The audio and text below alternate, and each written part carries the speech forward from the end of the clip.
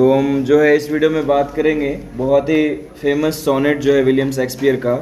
उसका नाम है poor soul the centre of the sinful earth. बहुत ही मार्मिक अर्थ है, इस पोएम को समझना होगा और सोनेट को डीपली आपको समझना होगा, क्योंकि इसका आप हेडिंग ही देख रहे हैं। टाइटल जो है पुअर सोल, यानी सॉल को पुअर कहा गया, आत्मा को पुअर कहा गया। पुअर मतलब गरीब भी होता है, लेकिन यहाँ पर पुअर का सेंस है बेचारा, लाचार।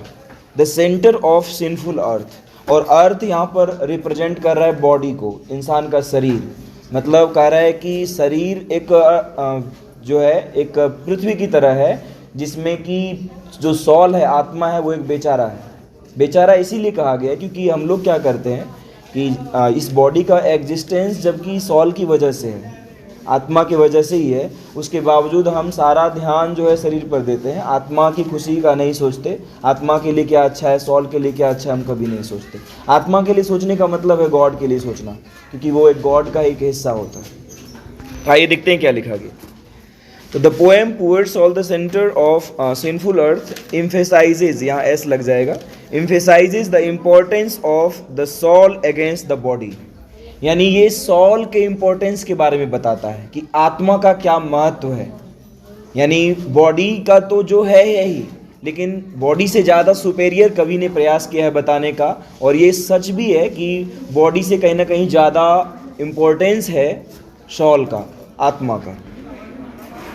It deals with the superiority of the soul, जैसा कि हमने कहा कि ये सॉल के सुपेरियरिटी को दिखाता है कि ये ज़्यादा सुपेरियर है, बेहतर है टू द ह्यूमन बॉडी, इंसान के शरीर की अपेक्षा।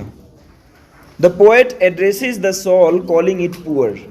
अब ये पहले ही बात सोचने लायक है, हमने शुरू में ही आपको बताया कि वो सॉल को पुअर कहकर एड्रेस करते हैं। एंड सेंटर ऑफ सिन, सिन मतलब पाप होता है, एक पाप का एक केंद्र, पाप का जड़ कह सकते हैं। It suffers just because of body, और ये सफ़र करता है किसके कारण, ये परेशानियां झेलता है किसके कारण, बॉडी के कारण, शरीर के कारण। The man takes proper care of body, इंसान जो है पूरा ध्यान रखता है सिर्फ शरीर का।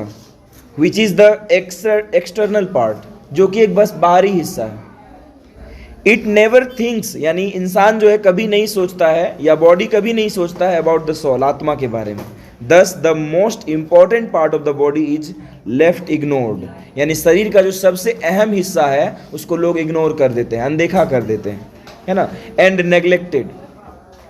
Man kills all his time, इंसान अपना सारा समय जो बिता देता है, and consume most of his energy, और अपनी सारी ऊर्जा को खत्म कर देता है किसमें, and resources to fulfil the demands of the body, शरीर की इच्छाओं को पूरा करने में अपना सारा समय बर्बाद कर देता है, व्यतीत कर देता है। He hardly does anything in the name of the soul, यानी आत्मा के नाम पर मुश्किल से ही वो कुछ करता है आत्मा के लिए।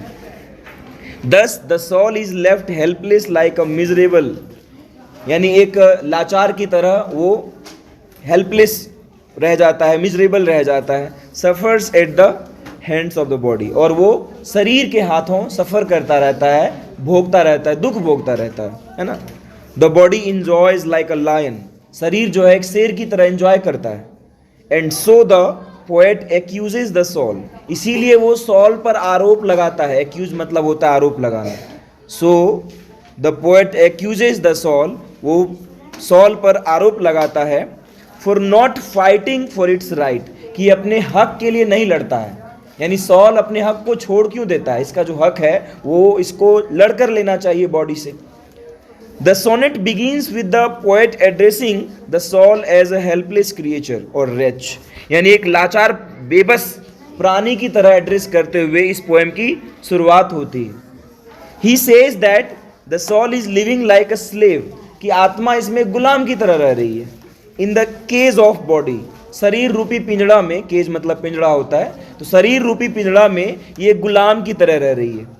ही accuses the soul for living like a prisoner, और ये इस पर आरोप यह भी लगाता है कि वो एक कैदी की तरह क्यों रहता है इन द बॉडी, इस शरीर में।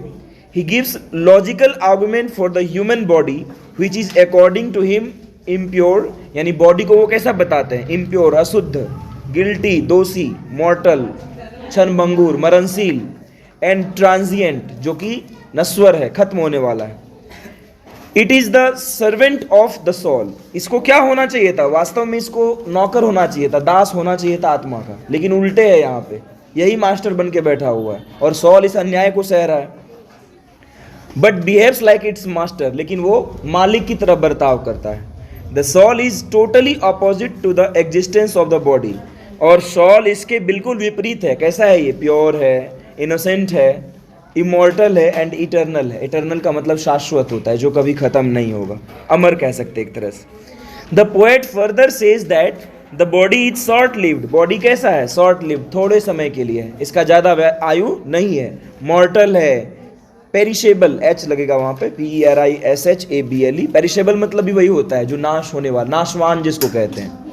एंड टेम्पररी, और तात्कालिक है।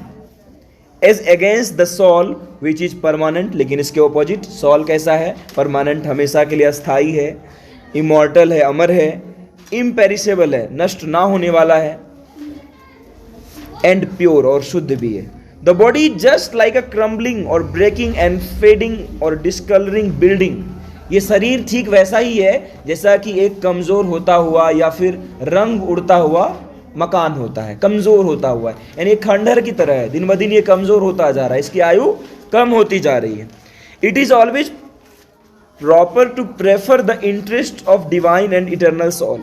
इसीलिए सही क्या है कि हम आत्मा के इंटरेस्ट को देखें, सॉल के इंटरेस्ट को प्रेफर करें, लेकिन हम ऐसा करते ही नहीं हैं। It is useless to care for lustful and transient body.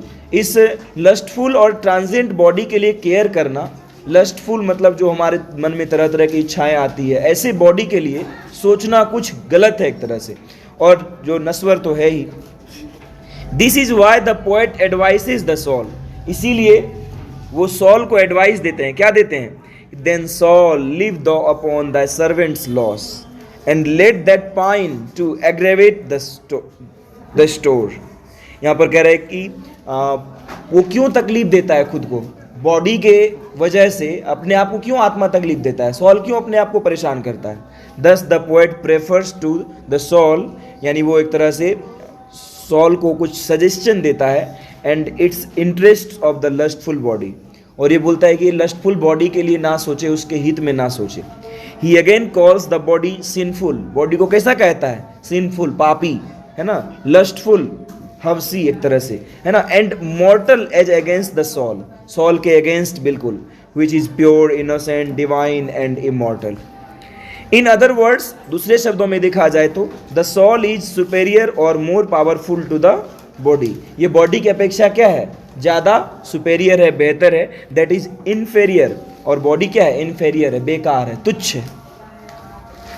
Of lower power, वही हो गया, लोअर क्वालिटी, कम क्वालिटी वाला, गुणवत्ता वाला। In the last 2 lines of the poem, अब चूंकि सोनेट में कपलेट होता है ना लास्ट में, 3 क्वार्टरेंस और एक कपलेट 2 लाइन का, उसमें क्या कहते हैं? शेक्सपियर सेज दैट इवेंचुअली, अंततः और अल्टीमेटली या फाइनली, जो कहिए सबका मतलब एक ही होता है, डेथ विल डार्क एवरीथिंग। क्या कर देगा? मौत सब कुछ खत्म कर देगा, है ना। The Hunter will be haunted, और शिकार को शिकार करके ले जाएगा, यानी शिकार हो जाएगा किसका? बॉडी का हो जाएगा। It suggests the victory of, और वो क्या बताता है? ये एक जीत है, यानी कवि के हिसाब से मृत्यु जीत है। किसका जीत है? आत्मा का जीत है, क्योंकि मृत्यु के साथ ही क्या होगा? वो आत्मा उस पिंजड़े से अलग हो जाएगा, पिंजड़े से आज़ाद हो जाएगा, है ना।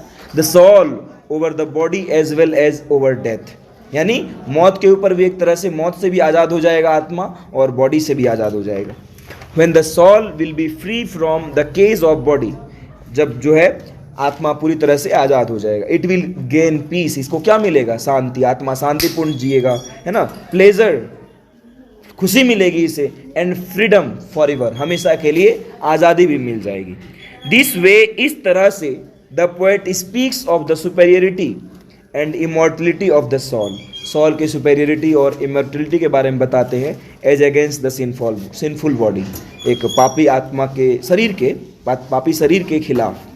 टेक्निकली, यानी देखा जाए टेक्निकल तौर से, लॉजिकल तौर से, तो this sonnet has all features of a difficult and ideal Shakespeare sonnet. यानी शेक्सपियर का जो है शेक्सपियरियन सोनेट कह सकते हैं एक तरह से। शेक्सपियर का एक आइडियल सोनेट में इसको गिना जाता है, क्योंकि ये एक तरह से स्पिरिचुअल थॉट को भी प्रोवोक करता है, हमारे अंदर जगाता है स्पिरिचुअल फीलिंग्स को, और कहीं ना कहीं बहुत ही ज़्यादा सच भी है। ये एक तरह से हमें एक स्पिरिचुअल वर्ल्ड का जो है इंट्रोडक्शन देती है, किस तरह से क्या डिफरेंस है बॉडी और सॉल में, ये सारी बातें बताती है। और जहाँ तक रही तो थीम की बात, तो इसकी मॉर्टलिटी थीम हो जाएगी, और एज अगेंस्ट हम जो ज़्यादा इम्पॉर्टेंट होता है, यानी किस तरह से इनजस्टिस वगैरह आत्मा जो झेल रही है, एक तरह से इन सब बातों को हम थीम के तौर पर रख सकते हैं।